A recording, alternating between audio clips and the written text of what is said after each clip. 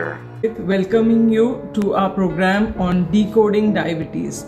Decoding Diabetes is an event which is hosted by the events team of Rotary Club of Bombay Midtown.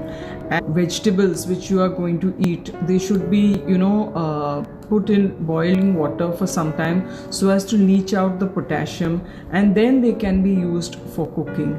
The protein restriction also is there. What is very important throughout this process is maintaining the good glycemic control, which means that your blood sugar levels should be within the normal limits. The blood pressure should be within the normal limits.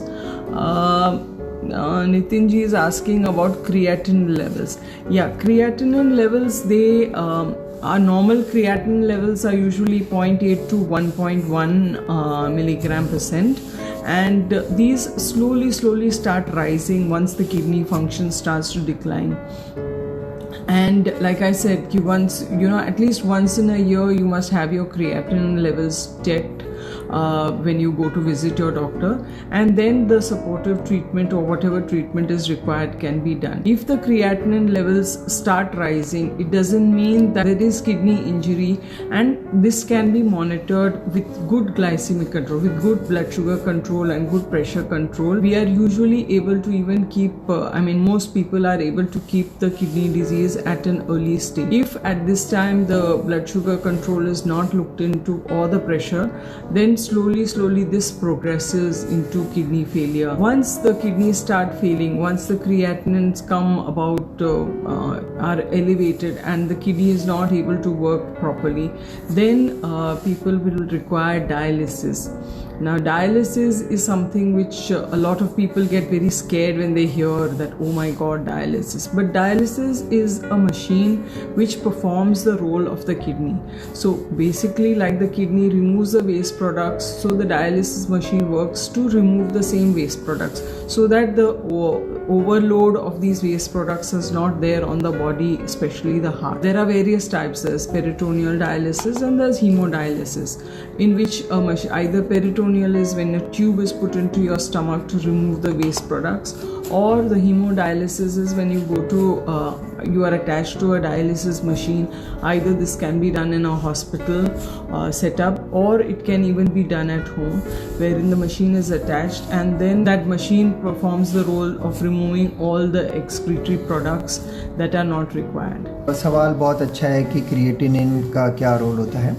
तो creatinine एक blood test होता है जिसको हम urine से भी check करते हैं और ब्लड से भी चेक करते हैं। तो ब्लड में जो सीरम क्रिएटिनिन के नाम से जाना जाता है, आप रिपोर्ट्स में देखते हैं, तो इसकी नॉर्मल मात्रा जो रहती है वो 0.8 टू 1.1, जैसे अभी डॉक्टर लोतिका ने बताया उस तरह से, या अलग अलग लेबोरेटरी में वो आउटर रेंज 1.2 1.4 भी हो सकती है। तो हर लेबोरेटरी का थोड़ा अलग पैरामीटर होता है according to their reasons and processes. तो this is all right. So now kidney failure के लिए, जब डायबिटीज़ से किडनी फेलियर होता है तो क्रिएटिनिन एकदम शूट अप नहीं होता है। वो 1.4 होगा, फिर 1.6 हो जाएगा, फिर 1.8 हो जाएगा, तो स्लोली प्रोग्रेस होता है। तो जैसे अगर वो राइज होने लगता है तो हम लोग समझ जाते हैं कि किडनी के अंदर इंजरी हो रही है, किडनी डैमेज हो रही है, तो तुरंत मेडिकेशंस रीअरेंज करने पड़ते हैं और उसको ट्रीटमेंट को अपग्रेड करते हैं। ब्लड प्रेशर का कंट्रोल टाइट करना पड़ता है और शुगर का कंट्रोल टाइट करना पड़ता है। और साथ में ये भी बहुत ध्यान रखना पड़ता है कि डाइट में हम ऐसे पदार्थों का इस्तेमाल ना करें जो कि सॉल्ट वगैरह कंटेन करते हों और उस प्रॉब्लम को एग्रेवेट करें या उसको और बढ़ावा दें। इसके अलावा और भी टेस्ट, जैसे यूरिन रूटीन टेस्ट करते हैं to check whether there is infection. कई बार हम मरीजों का सोनोग्राफी भी करवाना पड़ता है, जैसे कि किडनी का साइज़ वगैरह देखना पड़ता है, और कलर डॉपलर या किडनी का डॉपलर, रीनल डॉपलर भी किया जाता है। तो इस तरह से इन्वेस्टिगेशन है वो डिपेंडिंग ऑन द सिचुएशन अलग अलग तरीके से किए जाते हैं। और अगर ये प्रॉब्लम कंटिन्यू रहती है और वेट वगैरह भी मेंटेन रहता है और धीरे धीरे प्रॉब्लम बढ़ने लग जाती है, तो जब क्रिएटिनिन लेवल काफ़ी हद तक बढ़ जाता है, 6, 7, 8 ऐसा कुछ होने लगता है, तब बॉडी से जो किडनी का फिल्टरेशन लेवल है वो बहुत घट जाता है। 10 से 15% होता है, जिसको हम स्टेज 4 किडनी फेलियर बोलते हैं। और उस लेवल पे हम उसको रिकमेंड करते हैं कि, या उससे थोड़ा पहले ही रिकमेंड करते हैं कि वो फिस्टुला बनाएं या वो पेरिटोनियल डायलिसिस करें। पेरिटोनियल डायलिसिस में एक कैथेटर डाला जाता है आपके एब्डोमेन में, जो कि एक फ्लूइड डाल करके छोड़ा जाता है, फिर उस फ्लूइड को वापस निकालते हैं, तो उसमें वो फिल्ट्रेशन का प्रोसेस होता है। दूसरा तरीका होता है हीमोडायलिसिस। हीमोडायलिसिस में मतलब कि आपके शरीर से ब्लड जो है उसको ट्यूब से कनेक्ट करते हैं कैथेटर डाल के, और वो किडनी सफ़ा करने की जो मशीन है उसको कनेक्ट होता है, तो वो मशीन आपके किडनी का काम करती है। तो जब ये किडनी डायलिसिस की बात आती है तो यहाँ पर मैं एक बात बताना चाहूँगा कि मरीजों को डरने की ज़रूरत नहीं है। वो एकदम ऐसे डर जाते हैं कि उनको लगता है मशीन ही उनके साथ बांध दी जाएगी, ऐसा नहीं होता है।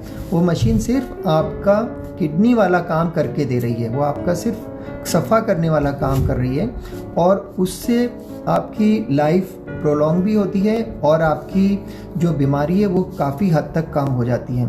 तो अगर किसी की ऐसी सिचुएशन है और उनको बात समझ में नहीं आ रही है कि क्या करना चाहिए, तो वो संपर्क कर सकते हैं, अपना सवाल पूछ सकते हैं। तो ये बात हो गई किडनी फेलियर और उसकी ट्रीटमेंट की। फिर एक और जो ट्रीटमेंट है जो कि डेफिनेटली काम करता है वो है किडनी ट्रांसप्लांटेशन। तो किडनी ट्रांसप्लांटेशन में ज़्यादा करके रिलेटेड किडनी डोनर की ही किडनी इस्तेमाल की जाती है, और एक्सेप्शनल केसेस में और नॉन रिलेटेड डोनर का भी किडनी हो सकता है। पर यहाँ हम ये बात कहना चाह रहे हैं कि किडनी ट्रांसप्लांट से नई वाली किडनी बॉडी की सफ़ा कर जो क्लीनिंग का प्रोसेस है वो किडनी वो कर पाएगी।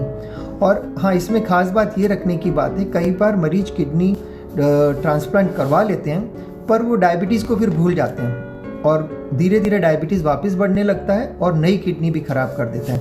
तो इसलिए उन मरीजों को तो बहुत ध्यान रखने की ज़रूरत है जिनका किडनी ट्रांसप्लांट हो चुका है, और अगर उनका ब्लड शुगर नॉर्मल नहीं आ रहा है तो उन्हें एक्शन लेने की ज़रूरत है। Kidney transplant is also one of the treatments which is available for diabetic kidney disease.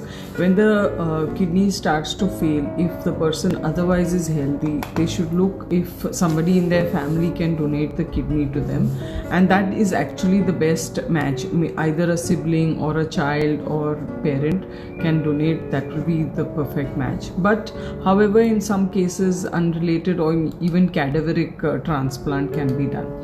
But usually, as we said, that once the transplant is done, the kidney of course functions very well, the sugar comes down, and the person again starts to eat, drink and make merry, and forgets about the blood sugar control, which again probably will affect the kidney, and slowly again it will cause some damage. So those are few pointers. Now, what are the other supportive treatment that can be done to see that people with diabetic kidney disease can live a good life?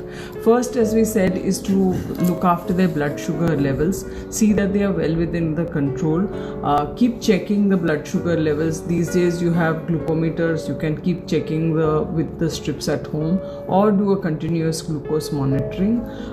Besides that, you have to protect against low blood sugars. This is something which occurs very often, because if there is some medication or insulin which is given, the chances of sugar going low are also very high, and then that can be a very scary situation sometimes. Besides this, of course, controlling the blood pressure is very important. You have to see that you take your medications regularly. Exercise is an important part. You must regularly do whatever exercise is recommended for you. The food, as I said earlier, you have to avoid things which will further aggravate the kidney function, like avoiding proteins and sodium, potassium restriction, some amount of water restriction also. Besides this, the lipid levels, the cholesterol, triglyceride also need to be kept within the normal limits. So like they say that you protect the kidney and you actually look after your heart, because if you look after your kidney, you protect the kidneys, then the chances of having heart disease are much better, because of course people who have kidney disease, 2/3 of these people also have some cardiac disease also. Besides that, some of them have anemia, so whatever medication is required for that should be taken. like I said, that the kidney also secretes some hormones required for the bones and joint health, so that also should be supplemented. So these are few things that need to be taken care of, besides of course the blood. Supportive treatment क्या होता है? तो ये तो major treatment हो गए, पर वो सब मरीजों को वो मेजर ट्रीटमेंट की ज़रूरत नहीं पड़ती है। पर सपोर्टिव ट्रीटमेंट में हम देखते हैं कि इन मरीजों में कई बार और अक्सर देखा जाता है कि धीरे धीरे खून की कमी हो जाती है, जिसको हम एनीमिया कहते हैं। तो एनीमिया का treatment iron supplementation, folic acid वगैरह भी कंटिन्यू किया जाता है। बोन्स और मिनरल्स का भी बॉडी में बहुत रोल होता है। तो किडनी जब प्रॉब्लम में होती है तो वो धीरे धीरे हड्डियों में से उसका कैल्शियम निकालने लग जाती है, इसलिए उनको कैल्शियम सप्लीमेंटेशन की भी ज़रूरत पड़ती है। उसके साथ जो खास बात है वो है ब्लड शुगर नॉर्मल रखना है। दूसरी खास बात है कि ब्लड प्रेशर भी नॉर्मल रखना है, कोलेस्ट्रॉल उनका नॉर्मल होना चाहिए, और खाने में ध्यान रखना है कि सॉल्ट वगैरह का इस्तेमाल ना हो और हाई कार्बोहाइड्रेट या हाई प्रोटीन डाइट नहीं हो। तो डाइट मैनेज करनी पड़ती है, और लिपिड लेवल को भी मैनेज करना पड़ेगा कि कोलेस्ट्रॉल की मात्रा ज़्यादा नहीं हो। तो इस तरह से ये खास बातें हैं जिनके ऊपर ध्यान रखा जाए तो इस बीमारी को आप अच्छे से कंट्रोल कर सकते हैं। हम एक अच्छी लाइफ जी सकते हैं, डर डर के जीने की ज़रूरत नहीं है। जानकारी हमें मदद करती है कॉन्फिडेंटली जीने के लिए, तो that will help us to keep it alive happily. And second thing is the blood sugar level जितना नॉर्मल हो उतना अच्छा है, और ब्लड प्रेशर लेवल भी टारगेट लेवल के करीब हो, जो कि लगभग 130/80 या उसके नीचे हो तो बहुत अच्छा रहता है। Finally, what are the things that you can do to avoid the kidney disease? So what's very important is, as I said, the A1C, the HbA1c or the blood sugar levels need to be kept well within control, as close to 7% as possible. Second is that you have to look after your blood pressure. Your blood pressure should be as close to 120/80 millimeters of mercury. Then cholesterol. These three, A, B, C, these three are the very important things. The cholesterol should be well within the normal limits. Not just the cholesterol, the triglyceride, the LDL, all need to be within their normal limits. Even the HDL should be within the normal limits. So these are very important. Then of course the diet, like we said earlier, that you have to avoid sugars, avoid anything that is fried and too much of salt. Include a lot of fiber in your diet, initial stages at least. And then besides this, the walking is very important. You have to do your exercise.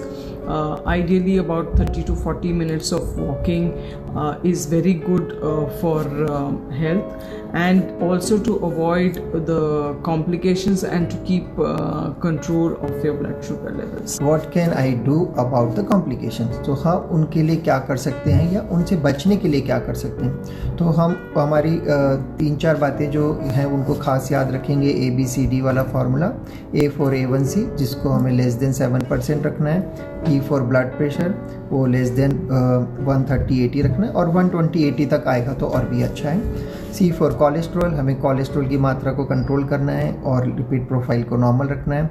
And D for diet, तो diet is also having very important role. और E for exercise, तो exercise के लिए जो भी exercise आपसे संभव है, वॉकिंग कर सकते हैं या जितना संभव है उतना ही करिएगा।